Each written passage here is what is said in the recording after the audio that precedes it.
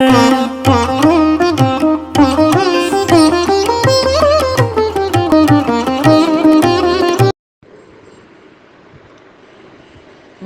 வையகம், வாழ்க வையகம், வாழ்க வளமுடன். குரு வாழ்க, குருவே துணை.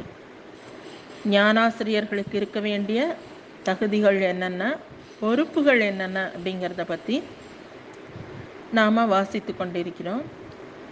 ஏற்கனவே சுவாமிஜி அவர்கள் டாக்டர்ஸை விட மிக உயர்வான ஒரு பொறுப்புள்ளவர்கள் ஞானாசிரியர்கள்னு சொல்லியிருக்காரு. டீச்சர்ஸை விட மிக உயர்வான ஒரு பொறுப்புள்ளவர்கள் ஞானாசிரியர்கள். அதாவது டீச்சர்ஸோ டாக்டர்ஸோ நோபலான ஒரு ப்ரொஃபஷனில் இருக்கிறவங்க, அவங்க பொறுப்பை விட மிகவும் அதிகமான பொறுப்பு வாய்ந்தது ஞானாசிரியருங்கிற பொறுப்பு. ஏன்னு கேட்டால், பிறவி பிணியை போக்கக்கூடிய ஒரு கடமையை செய்யக்கூடியவர்கள் தான் ஞானாசிரியர்கள். அப்படிங்கிறதுனால ரொம்ப பொறுப்போட தன்முனைப்பை விட்டு தன்னை சமுதாயத்திற்கு அர்ப்பணித்து கொண்டு அறிவை இறைவனுக்கு ஒப்படைத்து விட்டு செயல்புரியணும்னு சொல்லிட்டு வந்துட்டுருக்காரு. அடுத்ததாக ஞானாசிரியர்கள் குடும்ப வாழ்க்கையில் எப்படி இருக்கணும் அப்படிங்கிறத பற்றி தான் இப்போ வாசிக்க போகிறோம். மூவகை கடமை திருவள்ளுவர் சொல்கிறாரு.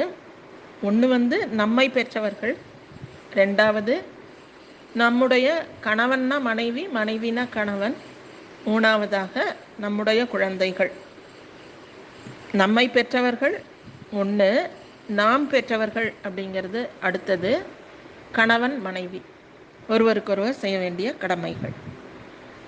இந்த மூவகை கடமைகள் திருக்குறளில் சொல்லப்பட்டிருக்கு இல்லறத்தவர்களுக்கு. நம்ம சுவாமிஜி அவர்கள் ஐவகை கடமை அப்படின்னு அதை இன்னும் கொஞ்சம் எக்ஸ்டெண்ட் பண்ணுறாரு. அதில் தான், குடும்பம், அதுக்கப்புறம் சுற்றம், ஊர், உலகம் அப்படின்னு 5 கடமைகள் சொல்கிறாரு. தான் அப்படிங்கிற இடத்துல நம்முடைய உடலை நல்ல முறையில் பேணி பாதுகாக்கணும். அதுக்கு காயகல்பமும் உடற்பயிற்சியும் தவறாமல் செய்யணும். ஒரு நாள் கூட இடைவிடாமல் செய்யணும். நம்ம ஏன்னா அடுத்தவங்களுக்கு உடற்பயிற்சி சொல்லி கொடுக்கும் பொழுது நம்மளே நோயாளிகளாக இருந்தோம் அப்படின்னா வர்றவங்க அதை ஒழுங்காக ஃபாலோ பண்ண மாட்டாங்க இல்லையா? உங்களுக்கே ஒன்றுமே இதுவாகலை, அப்புறம் இதை செஞ்சால் எனக்கு மட்டும் எப்படி சரியாக போகுன்ற கொஸ்டின் எல்லாருக்கும் வர்றது இயல்பு. அதனால் முதல்ல உடலை நல்ல முறையில் பேணி பாதுகாத்து கொள்ளணும், ஆரோக்கியத்தோடு வச்சுக்கணும், திடகாத்திரமாக இருக்கணும். குடும்பத்தை கவனிக்கிறேன்னு உடம்பு கெடுத்துக்கக்கூடாது. ஊர் உலகம்னு அருள் தொண்டாற்றுறேன்னு சொல்லி குடும்ப அமைதியை கெடுத்து விடக்கூடாது அப்படின்னு சொல்லி சுவாமிஜி சொல்கிறார். 5 அளவு முறை அதை காக்க வேண்டும். உணவு, உழைப்பு, உறக்கம், உடலுறவு, எண்ணம், இந்த 5 அளவு முறை பாதுகாத்து நல்ல முறையில் செயலாற்றி வர வேண்டும் அப்படின்னு சொல்லி சொல்கிறார். அதை தான் இப்போ நம்ம வாசிக்க போகிறோம். ஞானாசிரியர்களும் குடும்பமும். பிறருக்கு உதவுவதை குடும்பத்திலே தொடங்க வேண்டும். இல்வாழ்வான் என்பான் இயல்புடைய மூவர்க்கும் நல்ல ஆற்றின் நின்ற துணை என்பது குறள். பொருள்துறையில் தான் வாழ்ந்தாக வேண்டும், ஆனால் அதில் மனம் ஒட்டிக்கொள்வதில்லை. இதுதான் உண்மையில் துறவு எனில் அந்த பொருளை ஓரிடத்தில் தங்கியிருந்து ஈட்டவும், ஈட்டிய பொருளை வைத்து காக்கவும் ஓரிடம் வேண்டும். அதுதான் இல்லம், வீடு. எனவே நாம் இல்லறத்தில் இருக்கிறோம். அதில் இயற்கையாகவே 3 வகை கடமைகள் வருகின்றன. ஒன்று, தாய் தந்தையர்கள். நாம் பொருள் ஈட்டும் போது அவர்கள் முதுமை அடைந்திருப்பார்கள். அவர்களால் இப்போது ஈட்ட முடியாது. அவர்கள் ஈட்டியதை வைத்துத்தான் நம்மை வளர்த்து விட்டார்கள். இப்போது அவர்கள் தேவையை எல்லாம் நாம் நம் பொறுப்பில் எடுத்துக்கொண்டாக வேண்டும். நமது இல்லத்தில் அவர்களுக்கு ஒரு முக்கியமான இடம் உண்டு. 2, மனைவி அல்லது கணவன். இதுவும் இயற்கையாகவே வந்த தொடர்பு. ஆணும் பெண்ணும் சேர்ந்து வாழும் வாழ்க்கை தான் உண்மையான வாழ்க்கை. அதில்தான் நிறைவு வரும், ஞானம் வரும். அந்த வகையில் இருவரும் ஒருவரோடொருவர் ஒத்து, விட்டு கொடுத்து, வளைந்து கொடுத்து, ஒருவரை ஒருவர் தன்னிலும் மேலாக மதித்து, அதில் சில தியாகமும் செய்தாக வேண்டும். அந்த அளவில் விரியும் மனதினாலேயே ஞானத்தை அடைய முடியும், சுவைக்க முடியும். எனவே ஒருவர் தேவையை இன்னொருவர் எல்லா வகையிலும் பூர்த்தி செய்தாக வேண்டும்.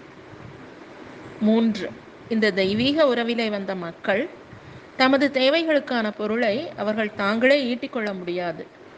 எப்படி நம்மை நம் பெற்றோர்கள் ஆளாக்கிவிட்டார்களோ அதே போல நம் குழந்தைகளை அவர்களது பெற்றோராகிய நாம் ஆளாக்கிவிட வேண்டும். இந்த பொறுப்புகள் எல்லாம் இல்வாழ்வானுக்கு இயற்கையாக அமைந்தவை. கடமையாற்றும் துறைகளை முதலிலேயே வகுத்த நான் மாக்கோலத்தில் உடல், குடும்பம், சுற்றம் மற்றும் ஊர் உலகோர் காற்றும் கடமை முறையே முக்கியம், கெடாமலும் பார் ஒன்றினால் மற்று என்று எழுதினேன். குடும்ப கடமையை விட முக்கியமானதாக உடல் கடமையை எல்லோருக்குமாக வகுத்தேன். ஞானாசிரியர்கள் தங்கள் உடலை நன்று பராமரித்து கொள்ள வேண்டும். நோயில்லா வாழ்வு வாழ வேண்டும். திடகாத்திரம் வேண்டும்.